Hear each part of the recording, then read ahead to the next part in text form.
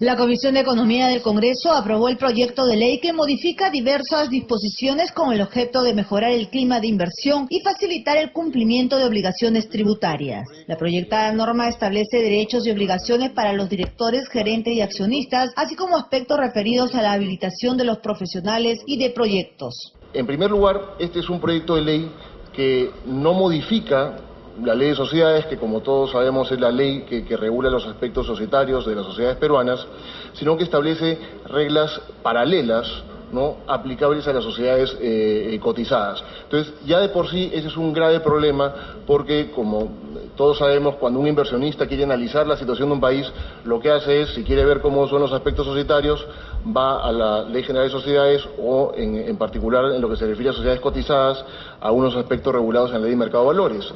Pero este proyecto de ley, de alguna manera, está proponiendo un régimen paralelo y que viviría al mismo tiempo con la Ley de Sociedades, lo que obviamente genera un problema.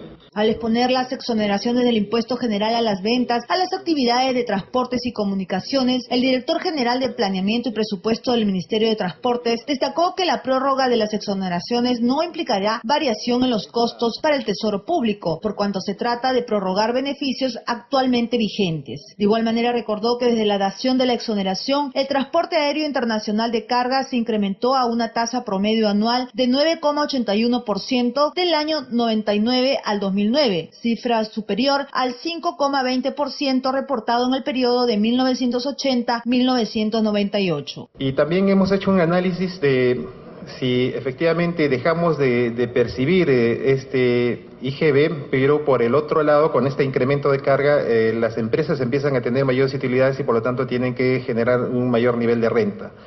Los análisis que hemos efectuado nos indican que tenemos en este periodo un beneficio neto de 24.9 millones, es decir, por los impuestos indirectos, manteniendo esta exoneración, aumenta el número de volumen de carga que se traslada y por lo tanto también las utilidades y los impuestos. Entonces sí hay un resultado positivo, digamos, concreto de mantener esta exoneración en el transporte de carga.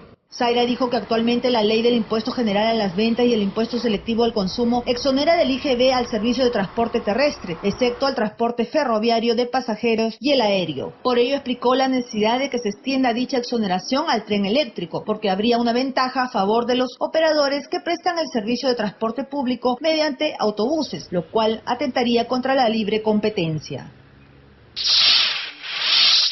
La Comisión de Pueblos Andinos, Amazónicos y Afroperuanos Ambiente y Ecología llevó a cabo su sexta sesión extraordinaria en la que aprobó por unanimidad el dictamen recaído en los proyectos de ley que en un texto sustitutorio propone una ley marco del derecho de consulta de los pueblos indígenas. Al inicio de la sesión, la presidenta Elizabeth León permitió la exposición de representantes del Foro Permanente de Pueblos Indígenas, quienes reclamaron que el Congreso interponga sus buenos oficios para que la Universidad Intercultural de la Amazonía sea atendida por las autoridades del Ministerio de Educación y también por las de CONAJU, ya que después, dicen, de 8 años de esfuerzos para su creación, aún no funciona como es debido, y por lo tanto más de 1.500 estudiantes se encuentran en huelga reclamando sus derechos. El congresista José Macedo, conocedor del problema, indicó que se están haciendo los esfuerzos para que los estudiantes provenientes de 14 etnias, lenguas y culturas no se perjudiquen con la falta de clases. Posteriormente se inició el debate de los artículos 12 al 29 del dictamen que había motivado esta sesión extraordinaria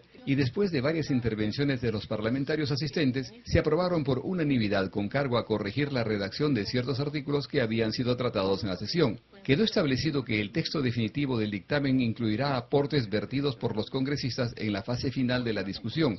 También se considerará informes que emitan la Presidencia del Consejo de Ministros y el Instituto Nacional de Desarrollo de Pueblos Andinos y Amazónicos, INDEPA, con respecto a los artículos 12 y 13. El texto del proyecto aprobado comprende 6 títulos y 39 artículos, además de 6 disposiciones complementarias finales. A ellos se sumará los aportes vertidos antes de la votación, así como los informes pendientes de la PCM y de INDEPA. Parlamentarios de la Comisión de Salud pidieron que se solucione la deuda que mantiene el Seguro Integral de Salud con establecimientos públicos en beneficio de los pacientes. Al respecto, el ministro del sector, Óscar Ugarte, explicó que en el segundo semestre del 2008 se produjo un recorte presupuestal de 600 millones de nuevos soles en su portafolio. A la partida del CIS se le restó 72 millones. El Ministerio de Economía y Finanzas aceptó que efectivamente esta era una deuda que tenía que ser devuelta. Lo que planteó fue una modalidad de un pago a plazos, para decirlo de alguna manera. El ministro Ugarte detalló que en junio del 2009 el MEF devolvió 20 millones de nuevos soles. De ese total, 10 millones se repartieron a las regiones y los otros 10 se destinaron para el plan piloto del aseguramiento universal en salud en Ayacucho, Huancavelica y Apurímac. Los otros 52 millones de nuevos soles, que fueron incluidos en el presupuesto 2010, serían devueltos en junio próximo. Y el tema de los medicamentos, como muy bien se ha manifestado, no se les da, se le puede dar una atención médica, pero no se lo atiende con medicamento, que es lo fundamental para la gente más pobre, que confía en el CIS, confía en el aseguramiento universal, que es una propuesta del gobierno. Casi en todas las regiones han gastado en gasto corriente y el 30% han gastado en recuperación de medicinas, insumos quirúrgicos. ¿Quién controla eso, señor ministro? El ministro de Salud informó que al 2009 se han afiliado al CIS 11.700.000 pacientes y solo el año pasado se atendieron a más de 7.200.000 personas. Indicó que el 68% de los asegurados al CIS se encuentran en los quintiles 1 y 2 de pobreza, lo cual equivale a más de 7.800.000 pobladores.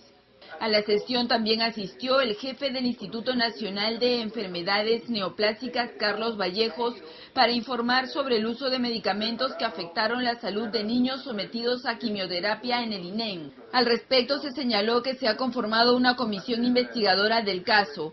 Se ha inmovilizado el lote de metrotexate, citarabina y dexametasona y se ha contratado un laboratorio independiente para que realice el análisis de los productos.